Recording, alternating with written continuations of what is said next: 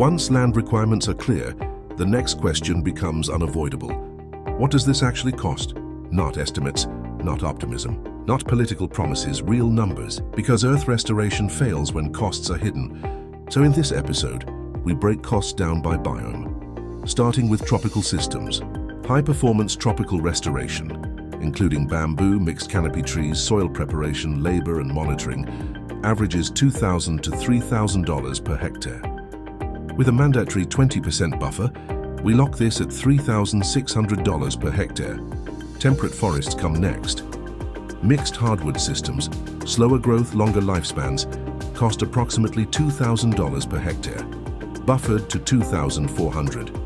Boreal and cold region forests are less labor-intensive, but slower and infrastructure-heavy.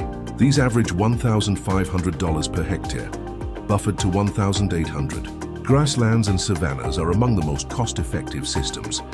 Deep root restoration, managed grazing integration, and native reseeding average $800 to $1,000 per hectare, buffered to $1,200. Arid and semi-arid zones require water planning, drought-resistant species, and longer establishment phases. These average $2,500 per hectare, buffered to $3,000.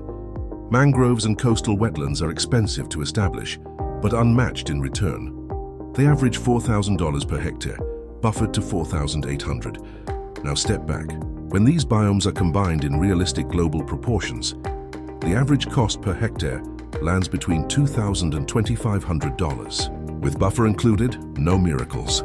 No shortcuts, just execution, which leads to the most important realization. Earth restoration is expensive, but not unreachable. And when compared to what humanity already spends, the number becomes uncomfortable for a different reason. Not because it is too large, but because it is affordable.